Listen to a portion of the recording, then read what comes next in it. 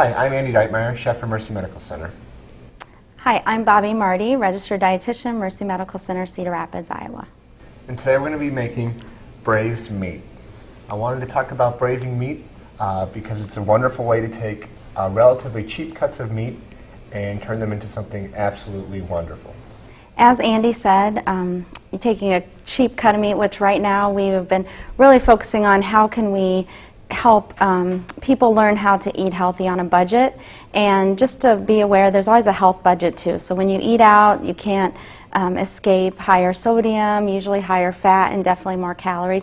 So when you're looking at cuts of meat, obviously when we're talking about beef, we want the leanest cuts of meat, usually from a round or a loin.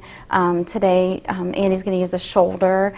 But oftentimes you want to look and make sure that you can see that there's less fat, which is the marbling of the meat. But in general, it's how you cook something. So if you're worried about choosing the leanest cuts of beef and that's the more expensive, what I encourage families on a budget to look for a cheaper cut of meat and then use it wisely. So how he's going to cook it to make it leaner, you'll see that the fat's going to come off of it some, but also it's all about moderation and watching your serving sizes. So a serving size of beef is about a deck of cards, or you can look at the palm of your hand and kind of get a good idea of what a 3-ounce piece of meat is. So when braising meat, let's talk about what braising actually is first. It's a two-part cooking method. The first part is going to be a dry heat application, and the second heat is going to be a moist heat application.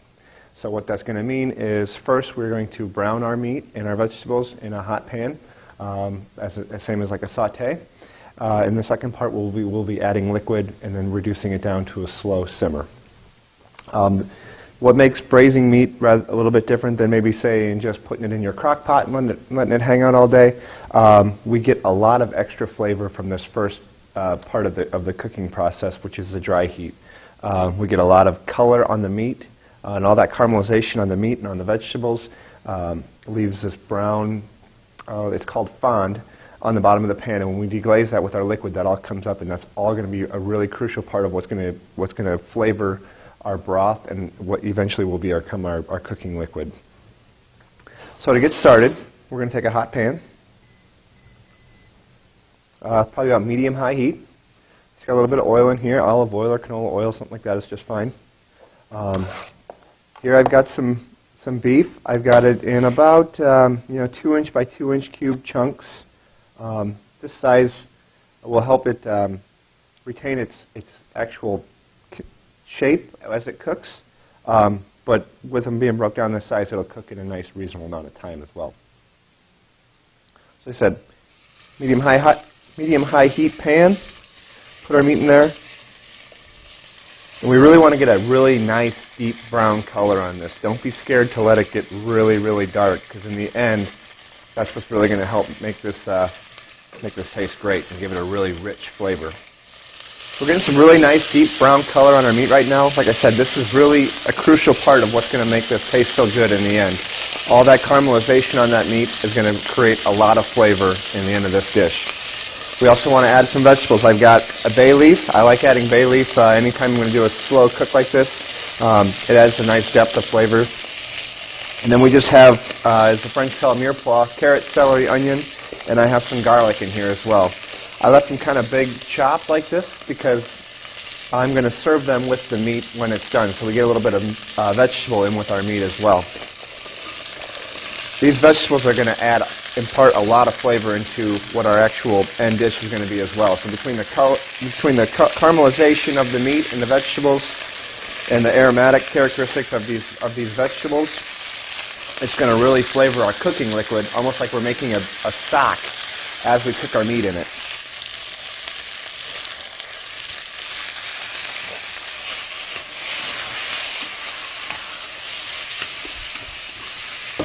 And again, don't be afraid to get some really good deep color on this. It's going to be just fine in the end.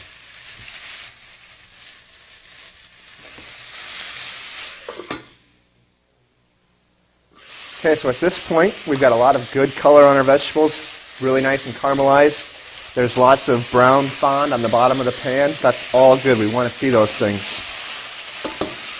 Now, When I'm braising beef, especially, I like to put in a little red wine. Adds some really nice flavor to your broth, and it helps deglaze that pan really, really nice. So all that brown fond that's sticking to the bottom of the pan, that's all going to come right up, and it's going to dissolve into our broth, and that's just going to give the broth its color and its depth of flavor.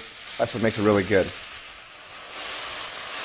You don't need much, just maybe a quarter cup, half a cup, depending on how big of how much braised meat you're making. And then just here I've got some beef broth. We want to add enough to about cover our meat. And we're just going to let this come up to a boil. Cover it, turn it, and bring it up to a boil, bring it down to a simmer, cover it, and we're going to let that simmer real nice and slow for about an hour, hour and a half, depending on the cut of meat that you're actually using. But essentially what you're going to cook it to is till it's just about ready to start, where it's really tender, it's almost ready to shred or fall apart. The beauty about braising meats is what happens during that slow cook time. Not only do we have all that wonderful color from the vegetables and meat when we seared it, now when the slow cook happens, this is where the magic starts to happen. The collagen and the protein in the meat starts to break down. It gets to that point where it just melts in your mouth. And when we do it at a nice slow cook like this, the meat will retain its shape and a little bit of its texture yet, but at the same time, it's still just going to, when you bite into it, it's just going to completely melt in your mouth. And all the gelatin in the meat, it just makes for a wonderful, wonderful finished product. So we'll let this simmer, and we'll come back to it, and then we will finish our sauce. Okay, so our meat has been simmering away nice and slow for, at this point, about an hour and a half, and it's feeling really, really good. It's almost, I got it to about 90% of where I want it to be, because right now we're going to pull the meat out, strain off our broth, and so we can make it a little bit tighter, like a gravy. You certainly don't have to do this. You don't have to serve it with any gravy at all. But you got all this wonderful, wonderful liquid that you may want to use, because it has got a ton of flavor in it from the searing of the meat and the vegetables and the wine. So I'm just going to pass my jus through a strainer here.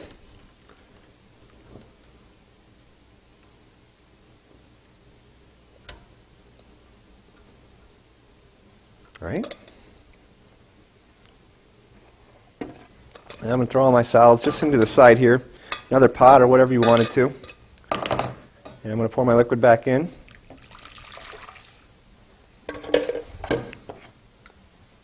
So we can thicken this. And you can thicken this in a variety of different ways. You could use a cornstarch slurry if you wanted, or you could use a traditional flour and butter roux, whichever you preferred. And in order to do that, we're going to bring it up to a boil again. We'll add our thickener, whisk it in, and then when we get it to the proper consistency that we want it to, we're just going to pass it through the strainer one more time, and that'll be ready to go. Then we'll add our gravy back to our meat. So you can see here, this is what we've got. We've got our vegetables, our braised meat. It smells fantastic just the way it is right now, and you could serve it like this if you wanted. Or if you just wanted to add a little bit of your jus and not tighten it, it's totally up to you how you wanted to finish this dish. But on a cold winter's day or something like that, having a nice, really rich, little bit of gravy on this is going to be wonderful. So, okay, so our liquid has come to a boil. It's ready to be thickened. I've got some roux here. Roux is essentially fat and flour, equal parts. Or, like I said, you could use a cornstarch slurry. But, you know, when you're thickening up a gravy, something like this, and you're using cornstarch, you want to make sure you dissolve that cornstarch into some water and make a slurry type of liquid out of it, rather than just adding cornstarch directly into that, or flour. That's where you're going to get lumps. It's going to be those little flour balls. They're not going to break down, and you're going to have a lumpy gravy. So if you mix it with a fat like this, or with your cornstarch with some water, make it into like a really runny paste, almost a liquid. You won't get those little balls of cornstarch or flour, so then you won't have a lumpy gravy. So I'm just going to whisk this in.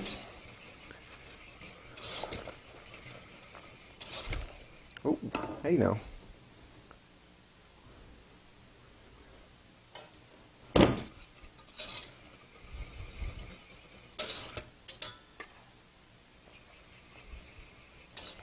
When you're adding thickening to a gravy or any type of sauce like this, you want to remember to, once you're whisking it in, to let it cook out a little bit, because just because you added it right away and it's starting to thicken doesn't mean it's done thickening yet necessarily. You've got to let some of that starch cook out of, in this case, the flour, or if it was cornstarch, you want to let it boil or simmer at least for a couple minutes after you've thickened it, to make sure all that starch is cooking out. That'll give you an idea of how thick your gravy is actually going to be. Sometimes you see people who have gravy that's almost like concrete. It's so thick they added too much and they didn't give it a chance to cook out, and by the time it all cooked out, it turned out to be too much, and you got this really thick, tight gravy. It's more like a paste. So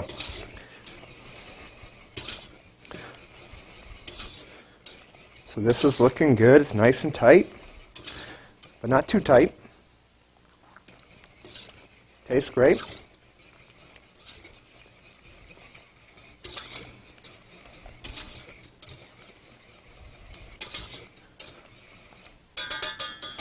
Now we can just add our meat and our veggies right back into that.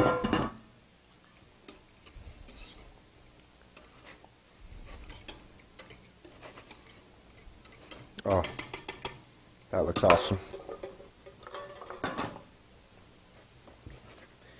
And then if you want, you can just let that simmer a little bit, let everything kind of come together one last time, and it's ready to serve.